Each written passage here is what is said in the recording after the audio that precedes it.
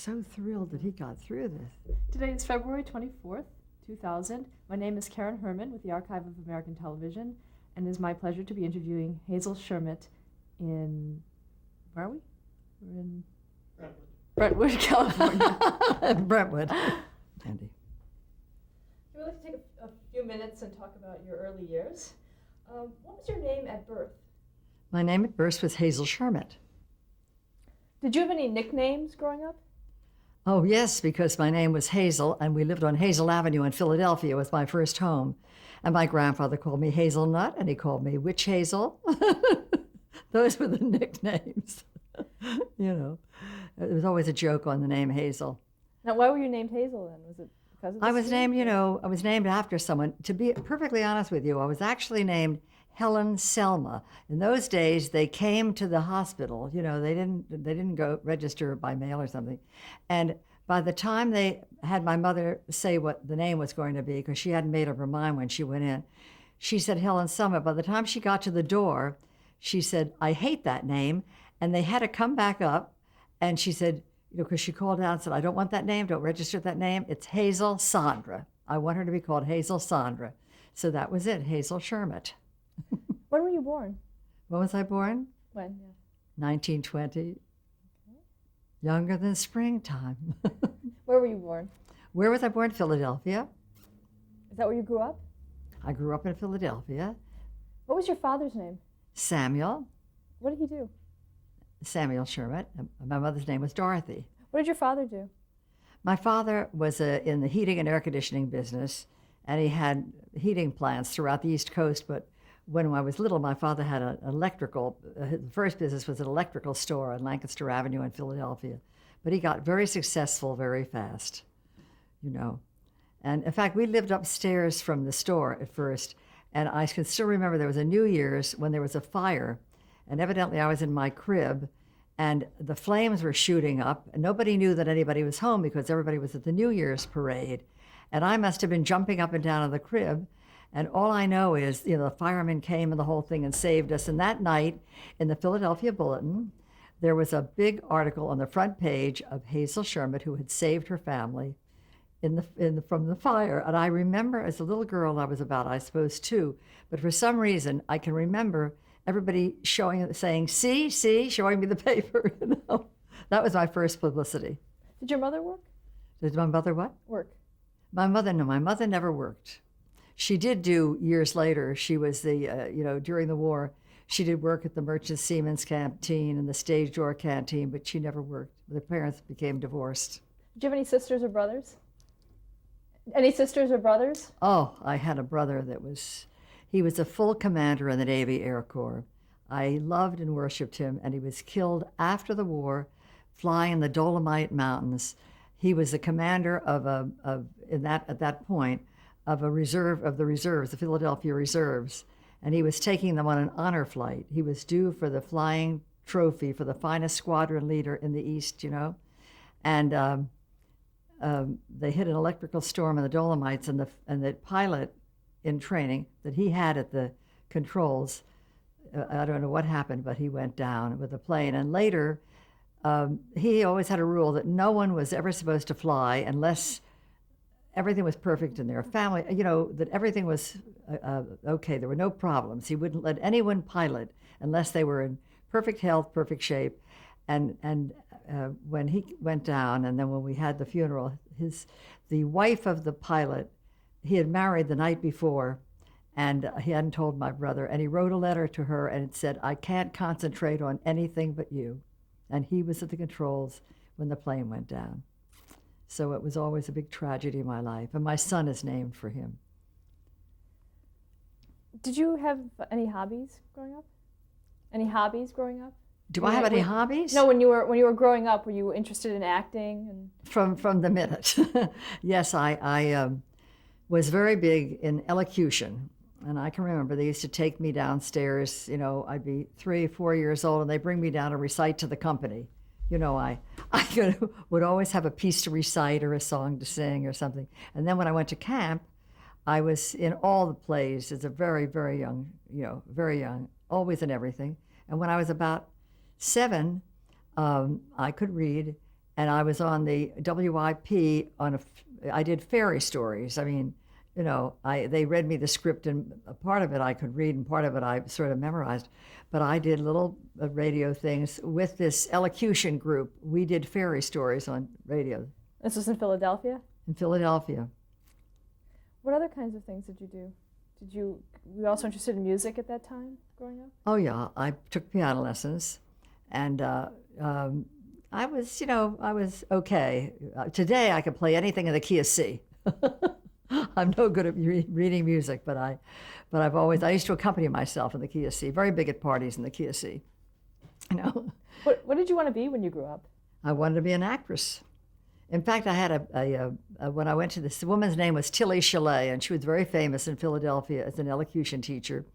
And one of my little monologues was, "I'd like to be, as you can see, an actress, Mae Murray style," And it went on, and then I would impersonate all the different actors. How did the Depression affect your family? The Depression? Actually, we didn't suffer from the Depression. Dad was doing pretty well. We'd moved to, in 1929. No, we were still in Philadelphia, but like the following year or so, we moved up to Syracuse, New York. And then we were there for a couple of years, and I met my very best friend in Syracuse, New York, and we're still best friends, which is a long time to be best friends. Her son is Robert Reich, who's was Secretary of Labor, and Millie's a famous artist. And we are in touch almost every day to this day, which is really very lovely. And I went to camp in the summers, and then we moved to Utica, New York. And my parents got a divorce, which was very sad. And my mother moved to New York, and she didn't want to keep an apartment, so she moved to the Lincoln Hotel. And Tommy Dorsey was the orchestra leader there, and Frank Sinatra had just begun. And I went to boarding school when I lived in Utica. I went to the Casanova Seminary, and on vacations I would go to New York, and my mother would talk Frank Sinatra into dancing with me at the club at the hotel. I would visit Mother, and she always had some arrangements with Tommy Dorsey or Frank Sinatra. I don't think he would remember me, but I could never forget him. I still have the first record of Martha, Marie, the dawn is breaking. And also, I could learn my ABCs, bring home A's instead of B. I have the first record made of that. They gave it to me as a present. So that was a pretty good childhood. And where did you go to college? I went to Carnegie. Oh, I started at the University of Illinois. Actually, I was supposed to go to Cornell, but my application was a little late. And they said I couldn't go to the first semester. I'd have to go the next semester. So my friend of my brother said, "Go to University of Illinois. It's a great school, and you'll have more fun in a sorority and the whole thing." So I took his advice, and I went to University of Illinois and joined the SDT sorority. Sherry Lansing is an SDT, and it was a wonderful one-year experience. But I couldn't be in any of the plays. You couldn't really be in the theater group there until you were a junior, and I was a freshman. But I did do the baby cry in one of the shows. I was allowed to do, and I do a very good baby cry. You want to hear it? No. But that was my claim to fame at Illinois. And I wrote the stunt show for the SDT house, and we won the stunt show. And then that summer I went to Pasadena Playhouse because I had to audition to get into Carnegie Tech. They have a very serious audition program at Carnegie Tech, and Henry Betcher was the head of the school at the time, and he was in New York. And he said, "Why don't you since you've got a year of college under your belt, but you'll have to start over at Tech. You'll have to do, if you want to graduate at the same time, you'll have to do 4 years and 3 years," which I did. But I went to New York and auditioned for him in New York. And then I went out for the regular audition at Tech. And, again, I'm trying to think of the young man that auditioned with me, we had to do monologues and scenes from plays, and then they directed us in a play. And this, I'll think of his name later, but he went off to be with London Fontaine after in his junior year at school. They picked him up from college. So it's a very good, excellent school, Carnegie Tech. It's now Carnegie Mellon. Were you in a lot of productions there? Oh, tremendous productions. So many people in the business here in town. Helen Hunt, is it what her name? Helen Hunt. Bob Finkel went to, Gino Conti, who was head of something or other at NBC. I could go down a tremendous list, including, what's his name from the Odd Couple, from the television. Right at this minute, I can't think of the names, but. Tony Randall? Jack Klugman? No, it wasn't Tony Randall. Jack Klugman? No, Jack Lemmon is another story, because I'm very close to Jack Lemmon. When you ask me, and then I'll get to Jack Lemmon. Okay, what did you do after you graduated from college? When I graduated from college, I headed immediately for Manhattan. And my mother was she was not yet in New York. So I moved to New York, and my father said nice girls lived at the Barbizon Hotel for Women. So I moved to the Barbizon Hotel for Women, and I got a job through somebody telling me that they were looking for a copywriter, and I didn't even know what a copywriter was, at the Al Paul Lefton Advertising Agency. And I went up and I brought all the poems and things I'd written and the stunt show and everything I'd written at college, and I got a job as a copywriter.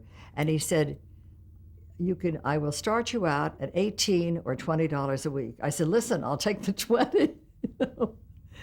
So they made me a copywriter, and I had to write copy for ads. But when they realized my background, they had me write all the radio spots, all the commercials. I had to write the commercials.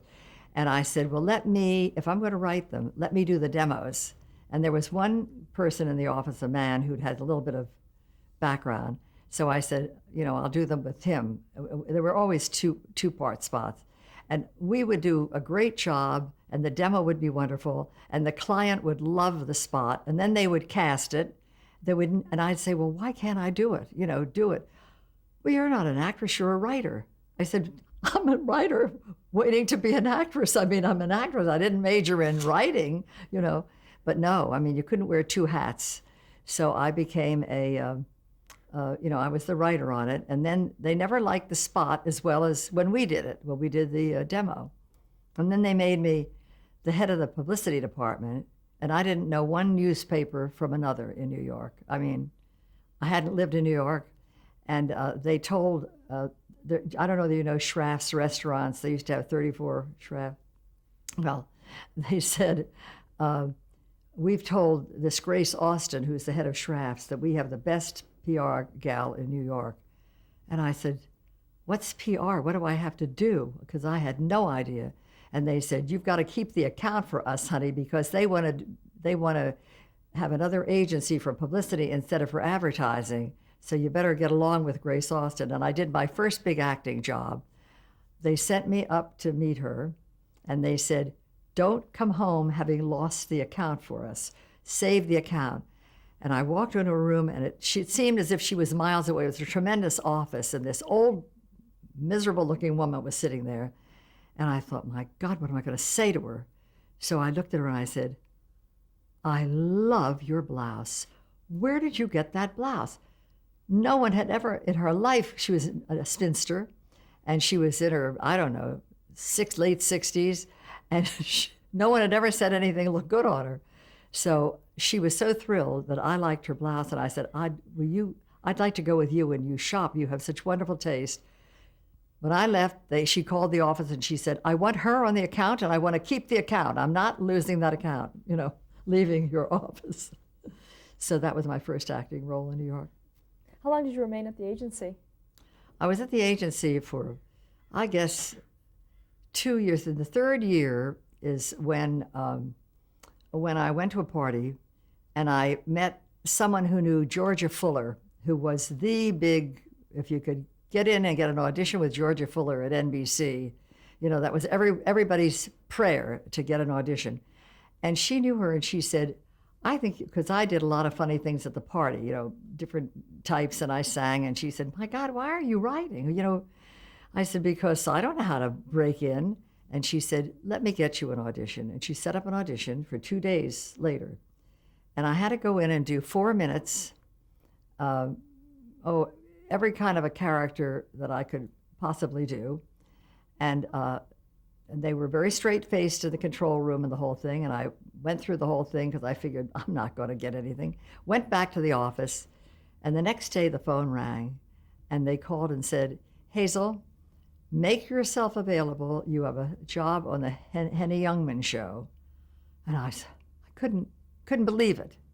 My first job was on the Henny. And I did that, and they were very happy. And the next week I was on the Milton Berle show. This was radio. That's radio. And I sang Il Bacio with Milton holding my hand. And when you want to sing opera and you want to do something funny and hit a crazy high note, and you've got somebody holding your hand, he wouldn't leave my side, So the rumors about Milton are true. And that was the start. What do you mean about Milton? What do you mean the rumors about Milton? Pardon me. The rumors about Milton, what do you mean by that? Well, everybody says, Milton has a reputation of always wanting to be a part of everybody's act. He wants to be there, and he wants to be part of it. So here I am on radio, and this is my first singing. Well, I subsequently did all kinds of singing on radio, but this is my first big thing, and he won't let go of my hand, and I want to go, and he's got my hand, So it was kind of hard. But from there, I really started to do a lot of radio. What were some of the other shows that you were on? Oh my God, let's see. I know you mentioned the Maury Amsterdam radio show. Oh yeah, Maury Amsterdam show. I did. I worked with Maury many times, and Art Carney, and Irving Mansfield was the producer, and he did a lot of other shows, and I worked on them. My God, you'll have to help me out because I can't remember off the top of my head. There are so many of them. Did you work with Ethel Merman show? On the what? Ethel Merman. Oh yes, I did the Ethel Merman show, and she was wonderful. She came in sort of sneakers, and her mother was dressed in. They were outrageous. They wore outrageous clothes. I was on so many different radio shows. Do you remember Henry Morgan show? Do you remember? Oh, Henry Morgan show. Yes, I did quite a bit on the Henry Morgan show. I got along extremely well with Henry. And Fred Allen show. I did Mr. Ace and Jane. I have some scripts from the Henry Morgan show, which I will be happy at some point to contribute to the Academy. I did a Fred Allen show. I did character parts in all of these. How was Fred Allen to work with? He was wonderful. Fred Allen was eating yogurt all the time. Fred Allen was the first, I never heard of yogurt, but Fred Allen ate yogurt. And I was horrified when he died because I thought he was going to live to be 110 because people in the Baltics who ate yogurt lived forever. But he was a wonderful, darling man. And so was Goody Ace. I loved working with Goody and with his wife, Jane. They were wonderful. Now, anyway, let me think of a million of the other shows. You worked with Jack Pearl, too. I did a lot of shows for Paul Harrison. Jack Pearl was one of them. I did a lot of those shows. I worked with Maxie Rosenblum on his show. Paul Harrison later came to California. I did television for him.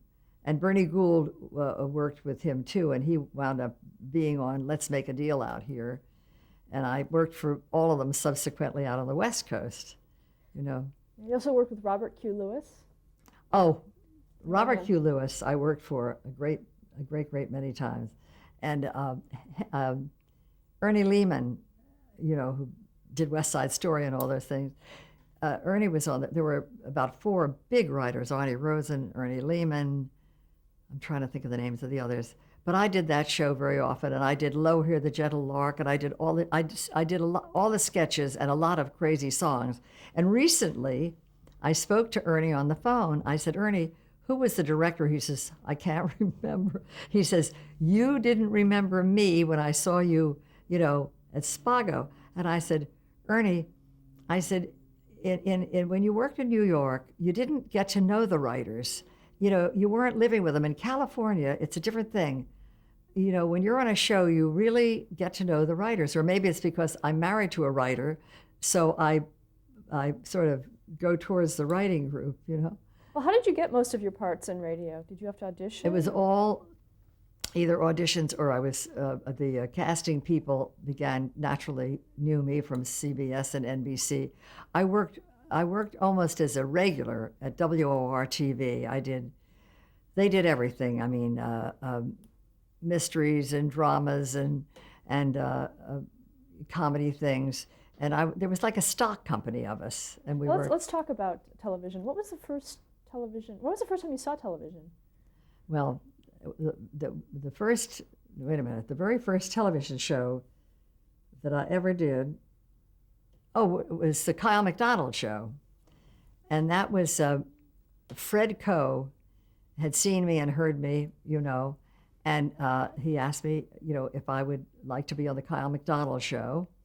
And I was thrilled, and somebody had written a piece of special material for me called Television's Bad for Love, about every time you're with a boy, he wants to turn on the set, and you have to get up and get him pretzels. So he's watching the show. You don't get to be with him at all. It's a very cute, I wish I had the copy, but of Television's Bad for Love. But that was the first show, and Jackie Gleason was on it with me. And Jackie Gleason, it was his first appearance on television. And Jackie was, he was just lost. But he was so funny because he couldn't remember anything that he came in to do. But in not remembering it, he was terribly, terribly funny. But I can remember saying to, either with Fred Coe or Kyle MacDonald, I said, he's very funny and he's adorable, but that's not his medium. He really should stick to the stage because he can't, how's he going to do television? Jackie Gleason, I think, did pretty well. Now, that was your first television appearance? I think Kyle MacDonald was my first show. Do you remember the year? Pardon me? Do you remember the year? Oh, like 46 or 45 or 46 or something like that was the Kyle MacDonald show. Was it on WOR? It was no, that was NBC. That was Kyle MacDonald show was a very, very big machine. She was the biggest thing in television at the time. I mean, besides Milton. And then, I don't know whether the second show I did was, I'm trying to remember whether it was the Gay 90s. I had been on radio on CBS School of the Air, and I had sung with the orchestra, done a big comedy opera thing where I broke up in the middle of it, and they called Cy Kaplan, who was the producer, Seymour Kaplan, whose daughter was currently on, is Jane Kaplan, who was with the Good Morning America out here. Anyway, he heard me on the show and called me in because he wanted to talk to me, and he said, I would like you to be the soubrette on the Gay 90s show. And he says, we've just started, we've only done one or two, but we really need you, it'll be wonderful. And Lulu Bates, who was kind of a Sophie Tucker, won't you come home, Bill Bailey, this kind of thing. And Gus Van, who was a big vaudevillian, were on it, and Joe Howard, who was a elderly, handsome man, for his age. He had white hair, and he had written "I Wonder Who's Kissing Her Now," and he was, he and a lot of other songs. And we were on the show one night, and in the middle of the show, I had just finished singing, and they went in to get Joe Howard to tell him to get ready because Lulu Bates was going to do a number, and then he had to come out, and a gal, the wardrobe gal or whatever it was, said, oh, she said, I don't think he realized he had to come back. He put on his white polo coat and he went down on the elevator, and she says, I saw him in the window getting in a cab, and I know that he said to someone, I'm going to Florida after the show. And it was in the middle of the show. But Gus Van was in the next studio rehearsing for something, and they went racing in and got Gus Van to fill in. But I mean, everything was a little loose, and we had strange makeup in those days. I can remember Ed Morris, who wrote several books and was a drama writer in television, was the, in quotes, makeup man. And he knew about as much about making up for television as I do today. And he had black lipstick, I mean, almost black. He said that photographed better. And we had very strange makeup. Fortunately, the television sets weren't so good, so it didn't matter too much. But it was a wonderful, I was on it for about 20 or 23 weeks. Now, how often did the show air? Was it one? Every week. It was on, it was a regular show, and it was very successful. It was a big, big, big show. And then WR called me, and they said, look, we're going to go into television, and we want to, package some shows. And Cy Kaplan said he'd package with us a show for you. And so we want you to come up with some kind of an idea. Well, I was thinking that it would be fun to do a show where people sent songs in. Everybody wants to be a songwriter. And I thought, wouldn't it be fun? They would send in all these songs, and I would do patter about the topic, and then I would sing all these songs that anybody sent in. So we called the show Songs You've Never Heard Before and Won't Ever Want to Hear Again. And it did very well. Claire McCardle, the big fashion designer, she supplied the show with clothes. I wore only her clothes. And every other week she gave me an outfit, which was better than a poke. I still have some of them, and that was a long time ago. But the show, Jerry Bach, who later wrote Fiddler on the Roof, he and his father were my fans. They would call in and they would comment on the different songs I sang. I never thinking that Jerry Bach was going to wind up writing Fiddler. The next time I saw him was when I worked at Tamiment in one summer, and he was a songwriter up there, and Milton Green was the musical director. And Milton Green, who wrote he was a song director for Annie and Fiddler on the Roof and all those shows.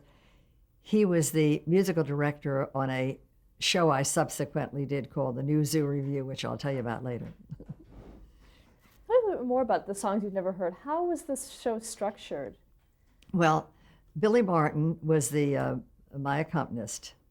And we'd start out singing, and I'd say, God, Billy, you've got the mail for today. I just want to take a look at what's come in.